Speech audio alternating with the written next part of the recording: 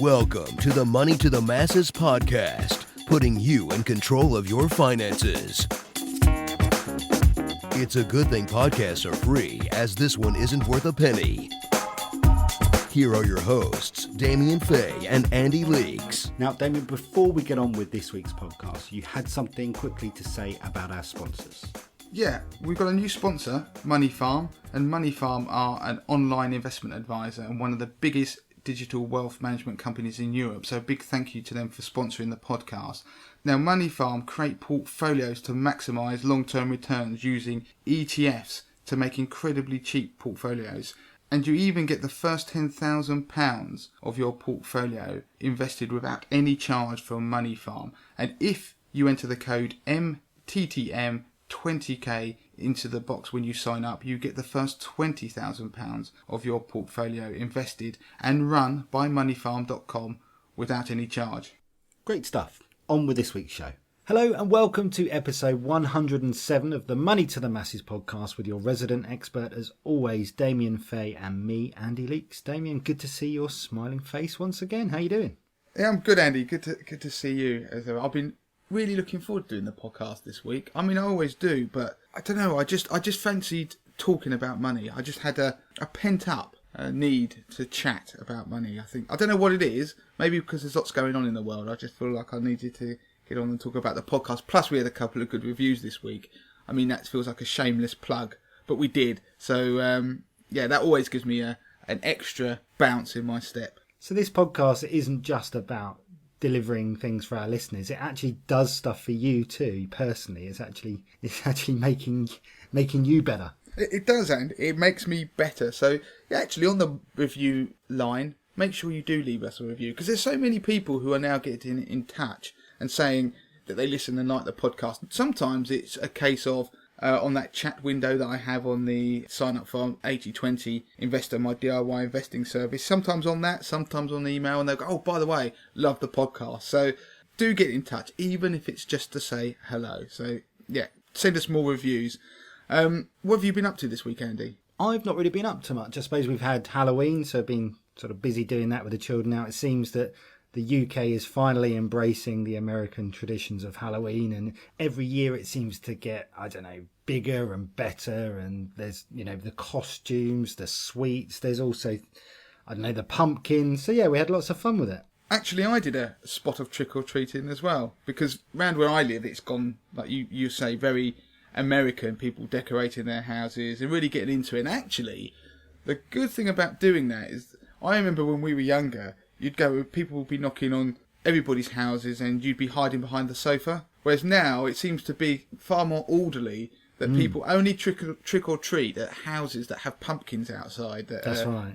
Lanterns. So if you don't have one, you get left alone, so we don't have to hide behind the sofa as much. So I quite like this more sociable element of trick or treating, and it's more children, like young children, rather than the teenagers basically begging, stroke threatening to get money to go and buy beer underage up the corner shop. That's it. And you have the adults that are there with them, and we've always had that thing in the last few years of not really knowing what to do, because we tend to buy in lots of sweets for the children that knock on our house, but we tend to be out trick-or-treating with our children. So in previous years we've just put a big bowl outside next to the pumpkin saying help yourselves, because we're not in. But this year I decided I'd stay in, and my wife would go out trick-or-treating with the children.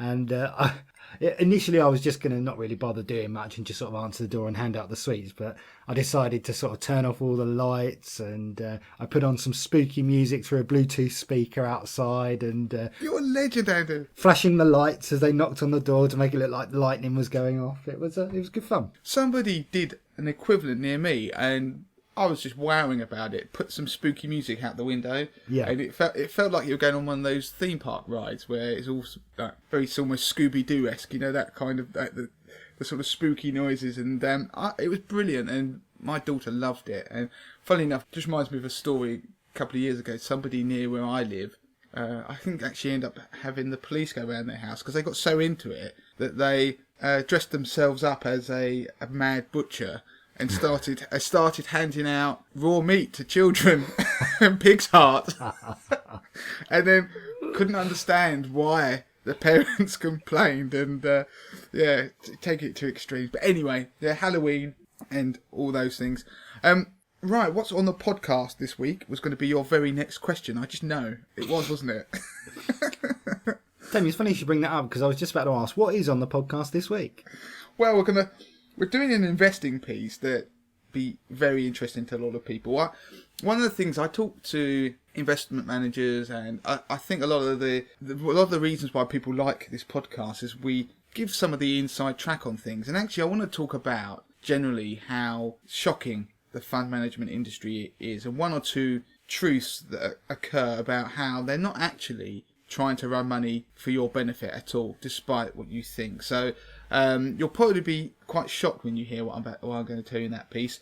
I'm going to do a quick piece on the basic state pension, because we all think we're going to get a certain amount of money, a full state pension, and be looked after, but the truth is you're blatantly not, and people can get far less than they even thought they would, or nothing at all. So I'm going to quickly run through how you can, it's not the end of the world if that's you and you're near retirement, you can do something about it. And then the final thing, I want to talk about this came from Twitter actually. Somebody got in touch who listened to the podcast and asked about the idea of investing your money versus paying off your mortgage. So I'm going to do a quick piece on that and explain when investing is better than paying off your mortgage and vice versa. Good. Okay. So quite an investing heavy piece, which is good. It's always good to learn on all those kind of things. Where are we starting? Where are we going first? Let's start with I'm going to do perhaps the more mundane. I'm going to do the pension one first of all, quickly to go through. Now, even if you're not at state pension age, this is relevant. There may be people you know who may be nearing retirement. The first thing is go and get a state pension forecast. We talked about it once before on the podcast. You can't assume you're going to get the full basic state pension. Now, since April 2016, there's been this new flat rate state pension, which is about £155 a week, which works out to just over £8,000 a year. You're not guaranteed to get that despite the name. It all depends on your national insurance contribution record. And that's why you pay national insurance contributions. It's not just to annoy you and take more money. Some of it goes towards funding the state pension. Now, you may remember previously the state pension used to work by, this is before April 2016, you'd retire and you'd get an amount that's around about £120 a week. I'm not going to get into the pounds and pence, it's largely irrelevant. And then you used to get a top-up on top of that. If there was an additional state pension that used to be based more around earnings, there was a small contribution you'd made that would top that up. Now, not everybody got the same. Again, it depends on your national insurance record. And you had to have 30 years of national insurance contributions being paid, and then that would qualify you for the full amount. Now, this year, the government went in and said, we're going to make it simple, because everybody got different under the old system. It would be almost no two people got the same. They went, right, we're going to simplify it. And of all these things, it's never simplified. It actually just becomes another series of what ifs and buts. So if you retire now, you would get the full flat rate pension would be £155. Now, to get that, you now have to have 35 years of national insurance contributions. And so therefore you can see that's already gone up from what it was before. Now, with the new system and the old system, there are means by, if you don't get the full amount because for some reason you may have not been paying national insurance contributions for certain years. There may be reasons you weren't working, or you may have contracted out. That was something that people used to do. It's no longer available. Don't get bogged down in it, but that was something if it's something that's relevant to you, you'll know what I'm talking about, but if not, don't worry. So you may not get the full amount. So people get there and they panic and they just take their lot in life, and they sit there and they'll get their forecast, like I've just said, go to the direct.gov website or search on moneytothemasses.com and I tell you how to do it, and they don't get the full amount. So they just think, oh, woe is me, and that's my lot. But you can actually boost your state pension, and there are 3 ways in which you can do it. It's a very complicated subject, actually, and I'm quite ambitious trying to do it on a podcast, but there you go. That's just me. There is a company called Royal London who have produced an amazing guide on how to top up your state pension. So Google that. We'll be tweeting it out, and we'll put it in the show notes of this podcast, a link to it.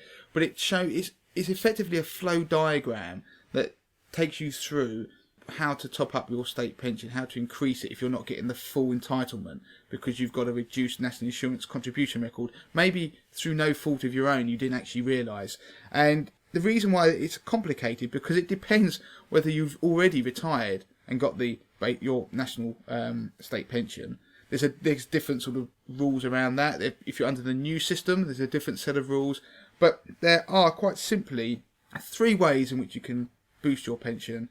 They are by paying national insurance contributions. They're called voluntary contributions, and they have different classes, and one of them is class 3, which effectively they allow you to fill the gap of the last 5 years if you haven't paid national insurance contributions for some reason. And now there's another set of national insurance contributions, voluntary ones, called 3As, which allow you to then top up even if you have a full contribution history, if that makes sense. They allow you to add a bit more to your state pension, and it's a trade-off about the cost. So what I want to do is allow people just to show them or tell them that there are a couple of ways in which you can pay voluntary national insurance contributions out there. And now the guide, which we'll link to, explains a lot about this. I'm not going to get bogged into the detail, otherwise people will fall asleep. But the one other that most people don't realise, which is the key part of this part of the podcast, is that you can defer your state pension. Just because you get to state retirement age, you don't have to take it. You can sit there and say, I don't want to take it.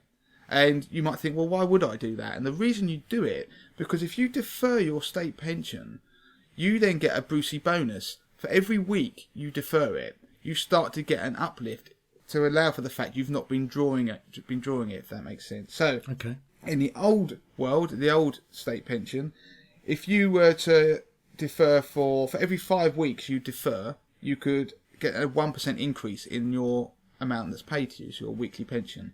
So that doesn't sound like a lot, especially if you think the old amount was £1.20, £120 a week. 1% increase isn't that much. But if you think about that and do the maths, if you deferred taking your pension for a whole year because you had enough income, it would actually mean your state pension would be increased by 10.4%. Yeah. Now that's a big increase. If you did that for 5 years, you can work it out. You could be basically knocking up your state pension by 50%. These things are never good news. It doesn't last forever. Under the new system, for most people who are listening to this podcast, based on what I reckon the demographics are, most people will be getting a new flat rate pension. But even you can defer that when we get there. But if you were to defer for a year, rather than having 10%, you're getting near a 5.8% uplift. So it is worth thinking about. So that's the message from this front part of the podcast.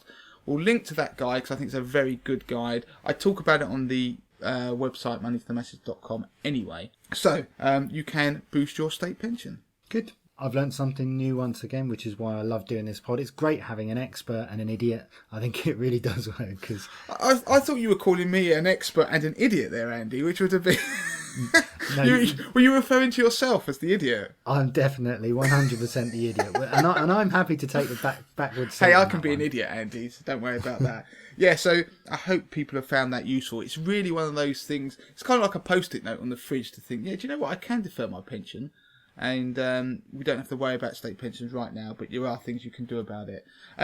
Should we crack on to the slightly more exciting things on this podcast? Yeah, let's talk about those couple of investing pieces. Well, I'll tell you what this is.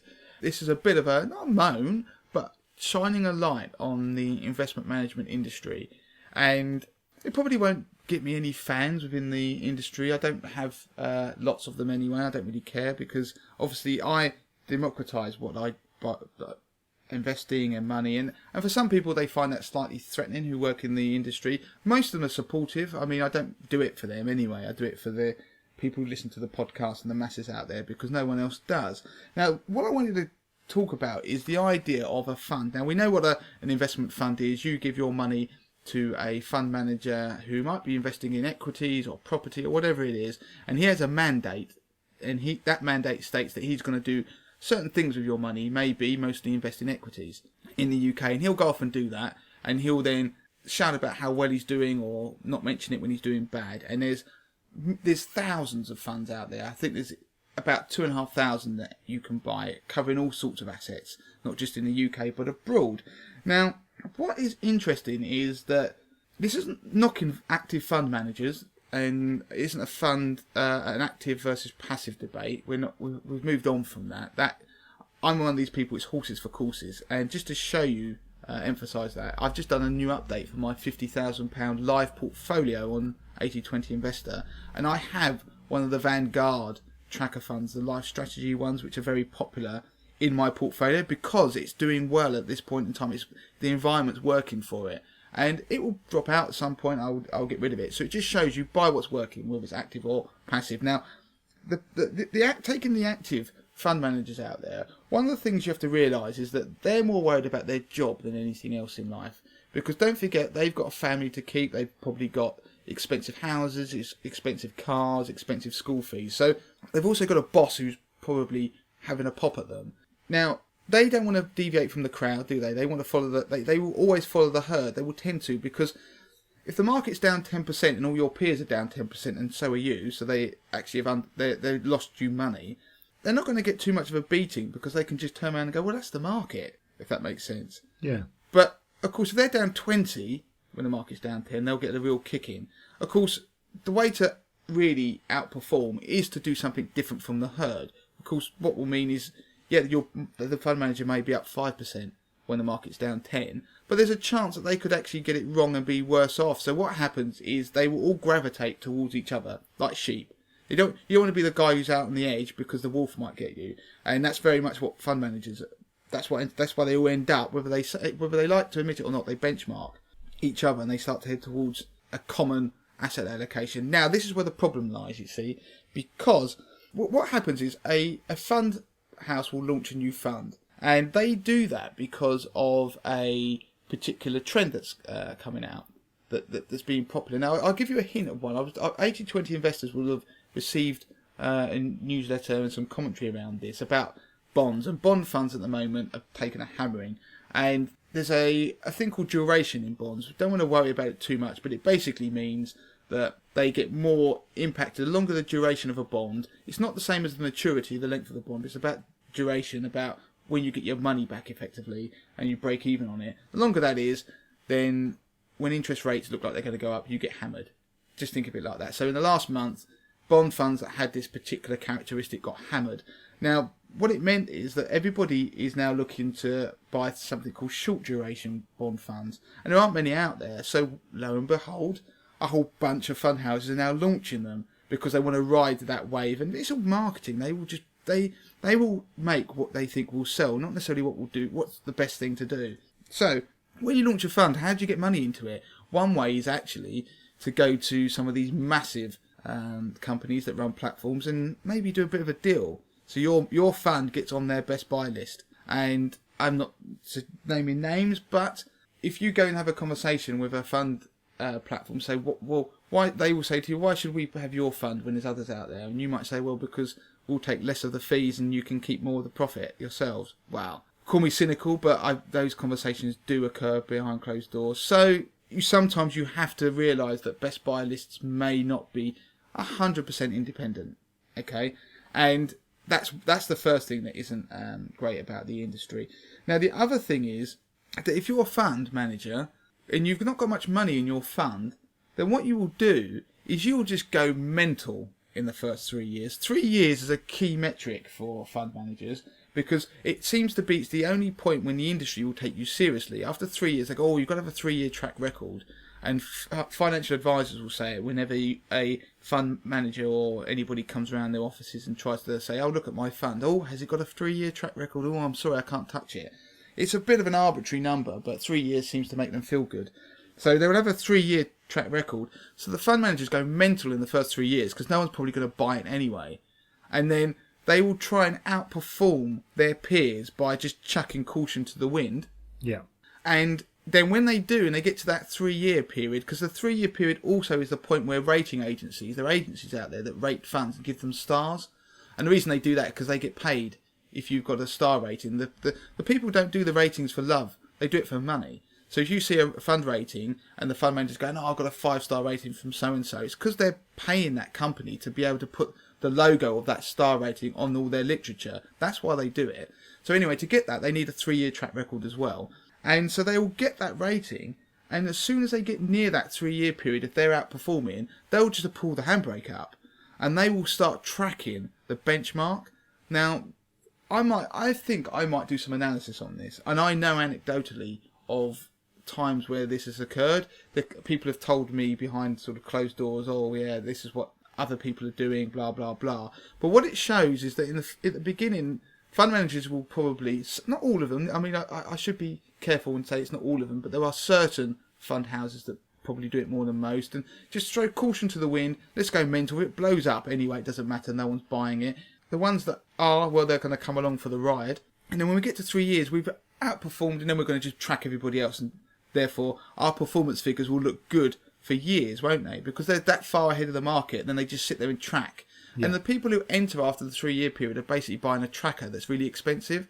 So that is one of the things that is a bit of a gripe, and shining a light on it. There are managers and fund houses out there that do it. The big names that you all know will do this trick. They won't always be sitting there trying to get performance. Sometimes they just want to hold on to what they've got, not because they think the market's going to go down. It's because they want a fund rating that's going to mean they're going to have even more money come from investors who get attracted by these nice shiny stars on their literature, and they make even more money from the fees that they charge you. So it's really me saying that the fund management industry isn't as white and wonderful as you think. It doesn't mean you just go down the passive route. I think there's a place for all types of management, active and passive. But I'm just telling people to be aware that, yeah, unfortunately, things aren't as they should be. I wonder on that how many dead ducks there've been, how many funds there've been that have been launched. Caution has been thrown to the wind. It's clearly not worked. This 3-year plan, it isn't going to work. It's not going to be worth it. The paper it's written on. Let's just ditch it now. There must be some evidence of funds that are being ditched left, right, and centre. Yeah, but Andy, it's a brilliant question, because do you remember Tom and Jerry? Ever watching Tom and Jerry cartoons? And do you remember when Tom and Jerry, particularly Tom, would break something? And the woman, who you never actually saw her face, you'd just see her legs, wouldn't you? He'd lift the rug, wouldn't he? And he would sweep the broken crockery and plates underneath the rug and put it down as if it's disappeared. Well, that's what fund managers do. Because what happens, they merge the fund. So the fund that's doing really badly, they'll just go, yeah, we'll just slide that under there underneath a good performing one, and we'll just one that's very similar, and it'll just go in, and we'll write to the people, we'll make an announcement, and the people who are in it will get maybe told that we're going to merge it, and you can't really do much about it, but then it's all nicely tucked away, and okay, look, we've got a great suite of really well-performing funds, because the ones that are poor just kind of get forgotten about and tucked in a very much Tom and Jerry fashion. So the evidence is very hard to find because it gets swept under, so it needs a bit of a sharp eye and a bit of detective work, but it's there. You see it all the time. Funds get merged very regularly, and unfortunately, again, it's a marketing thing, because you don't want poor performing funds that have, because what tends to happen actually is when a fund does badly, then it starts to lose money, and so therefore it reduces in size, and it starts to become actually a bit of a liability for them to run, and therefore it makes sense for them to merge it. So it isn't all about marketing. There is a cost saving element, but it is definitely about marketing. So unfortunately, I'm sorry to break the bad news to people that the fund managers out there don't give I nearly swore, but don't care less about you or your money. I've actually only met one fund manager who did. He no longer manages money, because I think he pretty much had a breakdown, because he cared that much.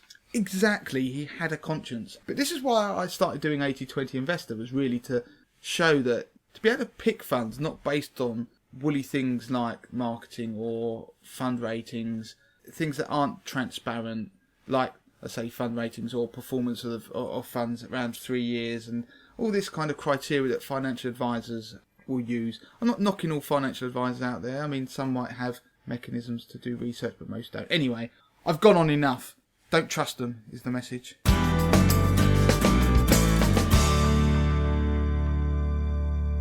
Okay, interesting last piece about sort of the juxtaposition of paying off mortgages versus sort of investing. I'm quite interested in this one. What have we got? I love the word juxtaposition. It took me ages to work out really when to use it. Did I use it in context okay? I think you did, Andy. I said it took me ages to learn. Actually, saying about words, Did you know Brexit got named as the word of the year for 2016 by Collins Dictionary? Yeah, I should think so, yeah. Yeah, and apparently it was also down to it wasn't just the word, because it had an unprecedented increase in usage. Because it wasn't first used this year. I think the first recorded instance of the word Brexit was something like 2013, so about 3 years ago.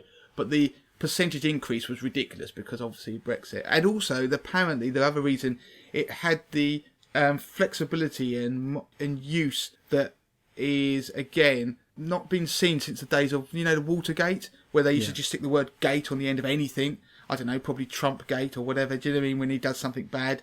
That idea that we've now had Brexit, and we now keep sticking the bit at the beginning of the Brexit onto nearly everything, don't we? Yeah. So interestingly, I learned the word Brexit on this podcast. It's the first time I heard it was actually when you used it. I think I did, didn't I? I used it and then apologised for jargon, and then it had to explain it, not because I actually was using jargon.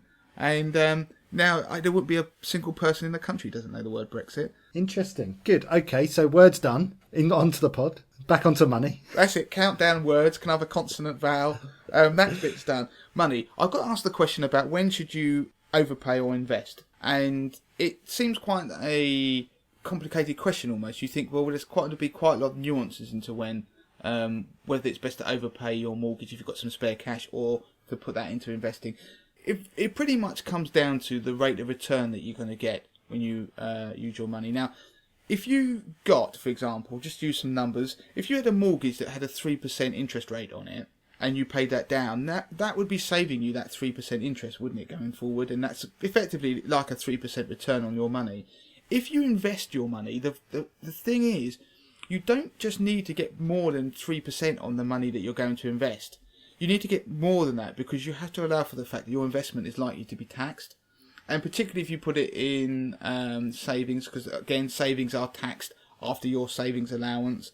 So broadly speaking, I know you can put money in ISAs and things like that, but broadly speaking, if you are a basic rate taxpayer, using that example, if you had a 3% mortgage rate to invest, you'd need to get about 3.75% a year to be better off investing. And if you're a 40% tax rate payer, you'd need to get 5% a year to be better off investing. So it's really about working out whether the combination of tax and return versus the mortgage rate you are paying. So if you're on a really, really low mortgage rate because of interest rates are falling in, you're going to see you probably don't have to do that much to do better by investing. And the only thing I would argue as well is that the 5% that I use in that example for the 40% taxpayers has to be regular, has to be permanent, because your interest rate on your mortgage is fixed, isn't it? Typically, it might not be if you're on a variable rate, but this is for the argument's sake. It's not going to change. If you invest in the stock market, to get 5%, you're going to have to take some investment risk. And that probably means equities and things like that, which means that one year you might lose 5% or 10%, as much as gain 5 or 10% in another year. So, okay, your average might be somewhere near 5, that's the long-term average, but reality is you're going to have some big ups and downs. So, what would I do? Would I rather invest than overpay my mortgage? I probably would for the very long term, because I kind of like to segment my plan. I've got a default plan for my mortgage, I'll pay it off. Investing is something very different. If you're really thinking about overpaying extra money, then based on pure numbers, you're probably almost always going to be better off overpaying your mortgage.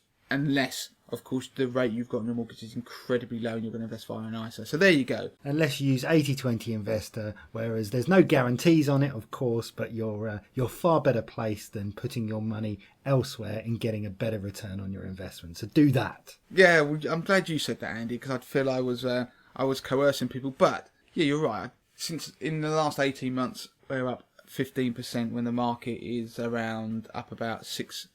So yeah, you would have been far better doing that. But obviously, investing is a long-term game, Andy. I can't condone investing for 1 year, but that's just because I'm an ethical kind of guy. But yeah, there you go. There's the answer.